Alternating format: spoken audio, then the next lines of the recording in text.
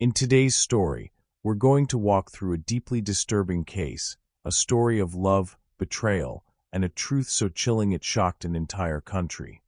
If you want more stories like this, be sure to subscribe and turn on notifications so you never miss a case. Giulia Tramontano was 29 years old when she disappeared. She had a bright future, a loving family, and a new chapter unfolding in Milan. But she vanished on the night of May 28, 2012, in the small Italian town of Senego. She was 7 months pregnant at the time. Her phone went silent. She stopped responding to messages and calls. The people closest to her, her mom, her sister, her best friends, knew immediately that something was wrong. Giulia was the kind of person who always stayed in touch. Especially now, with a baby on the way, there was no reason for her to suddenly disappear. The first person to speak up was her boyfriend, Alessandro Impagnatiello. He told police that he came home from work and found the flat empty. Giulia was gone. Her belongings were still there, he said, but she wasn't. There were no signs of a break-in. No signs of a struggle. Just nothing. According to him, she left on her own. But from the start, too many things didn't add up.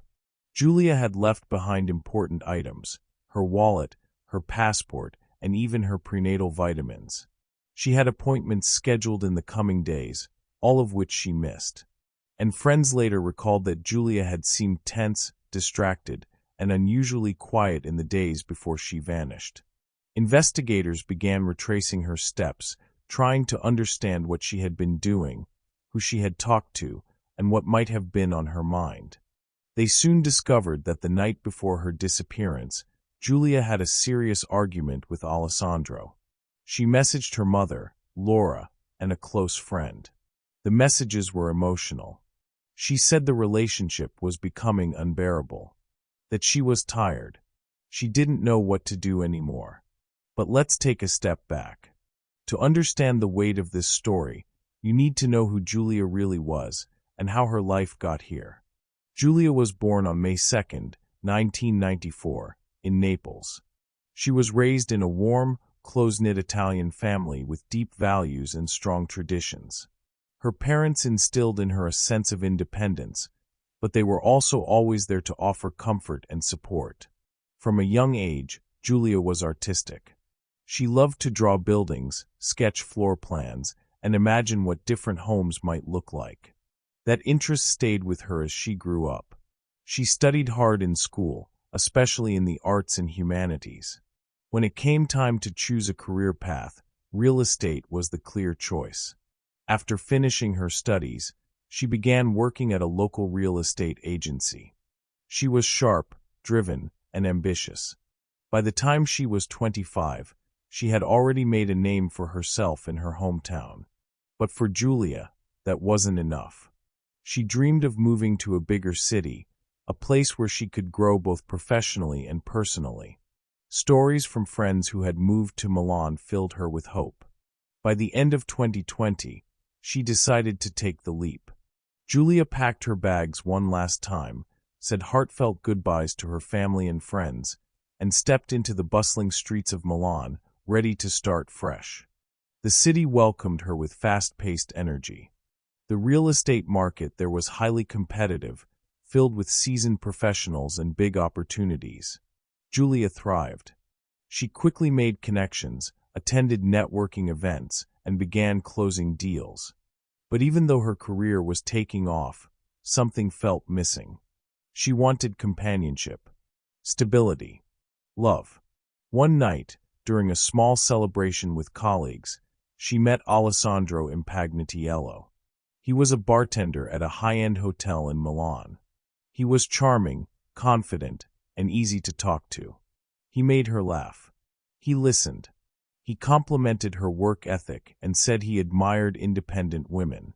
Giulia felt seen in a way she hadn't felt in a long time. They started dating. In the early weeks, things felt perfect. They explored the city together, went on romantic walks, shared meals, and talked about their dreams. Alessandro told her he had a child from a previous relationship, but that part of his life was behind him. Giulia was touched by his honesty, or what she thought was honesty. Within months, they moved in together. Giulia didn't know that Alessandro had carefully constructed a version of himself that wasn't real. Born in 1993, Alessandro's life was a series of performances. On the surface, he seemed relaxed and charming, someone who could talk to anyone and fit in anywhere. But underneath, he was hiding. His job as a bartender gave him access to wealthy clients and upscale environments, and he used that to build an image of success. Coworkers described him as likable but emotionally distant. He never talked much about his past, and he never let anyone get too close. At first, Giulia didn't notice the cracks, but they were there. His jokes turned mean. He criticized her southern accent, mocked her favorite football team, and belittled her opinions. What began as playful teasing turned into subtle emotional abuse. He grew controlling. He questioned her decisions, criticized how she decorated their apartment, and gave her the silent treatment during arguments. One moment, he was affectionate. The next, he was cold and distant. Giulia tried to make sense of the shifts, thinking maybe he was just stressed from work. But the truth was much darker. Alessandro had started seeing another woman, Algra, a young hotel employee working her way up in the industry. She was multilingual, ambitious, and unaware that her new boyfriend was living with someone else. Alessandro lied to her. He said Giulia was his ex and was just staying temporarily until she found a new place. He told Giulia nothing about Algra. He played a different role with each woman, and for a time, he pulled it off. Then, everything changed. Giulia discovered she was pregnant at the end of 2022. She hadn't been feeling well. She was tired, nauseous, and dizzy. She took a test, and 2 lines appeared. She was going to have a baby. Despite the rocky relationship, she was hopeful. She imagined building a family. She shared the news with Alessandro, expecting a complicated reaction but hoping for some kind of support. Instead, he simply asked, "Are you sure?" He didn't ask how she was feeling or what she wanted to do. And after that moment, he never brought it up again. Giulia felt abandoned. But she was determined to keep the pregnancy. She told herself he'd come around eventually. What she didn't know was that Alessandro was now dealing with a second pregnancy. Algra had also told him she was expecting. And unlike Giulia, Algra wasn't sure if she wanted to keep the baby. Alessandro urged her not to. He told her it wasn't the right time. He even took her to the clinic. He thought that would solve at least one of his problems. But Giulia remained firm. She was keeping the baby, with or without him. Alessandro began to spiral. He searched the internet obsessively, how to induce miscarriage, how to poison someone, and which substances could be used without detection. He landed on rodenticides, rat poison. Easy to buy, slow-acting, and often misdiagnosed.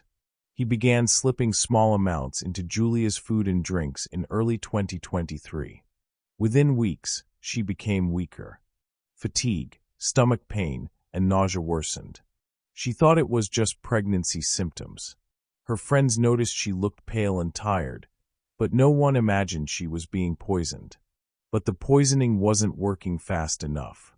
Giulia's body was fighting back. Her pregnancy continued.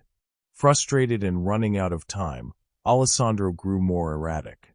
Meanwhile, Algra began noticing inconsistencies. He avoided questions about his past, never posted photos online, and grew tense whenever she asked about his previous relationship. Then, one night, she found recent photos of him and Giulia on his phone. Something wasn't right. She confronted him. He said Giulia was obsessed, that she was faking the pregnancy, and that she was using old photos to manipulate him. To convince her, he even forged a DNA test. But the more he talked, the less sense it made. Algra's doubts grew. One night, while Alessandro slept, she used his phone to call Giulia. Giulia answered. The conversation was tense. But both women realized they had been lied to. They agreed to meet in person the next day. They met at the hotel where Algra worked and sat down to talk. They compared stories, timelines, texts. Giulia confirmed they were still living together. Algra revealed the fake DNA test. Everything fell into place. They had both been manipulated. That night, Giulia confronted Alessandro. She told him it was over. She was leaving for Naples and didn't want to see him again. Her family was expecting her in a few days. But she never arrived. What happened next was horrifying. As Giulia packed, Alessandro pleaded with her to stay. When she refused to argue, he snapped. In a violent rage, he grabbed a knife and stabbed her 37 times. Afterward, in a panic, he dragged her body to the bathroom, poured alcohol over her, and set her on fire, trying to destroy the evidence. But the fire didn't work. Desperate, he cleaned the apartment and used Giulia's phone to send fake texts to her family and friends. He told them she needed time away, that she was safe. Hours later, he called the police and reported her missing. Police were suspicious from the start. Alessandro's story was too neat, too rehearsed. Forensic teams found traces of blood in his car, blood in the hallway, blood on the stairs. A search of his devices revealed everything: his poison research, the fake DNA test, and his movements after the murder.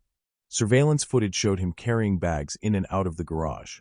Eventually, he broke. He confessed. Giulia's remains were found on June 1, 2023, in an overgrown area near Senegal. The fire hadn't completely destroyed her body. The forensic evidence confirmed what had happened. Alessandro was arrested and charged with first-degree murder. During the trial, he tried to claim it was a crime of passion, that he lost control. But the evidence showed otherwise. The poisoning, the fake documents, the lies, it was all premeditated.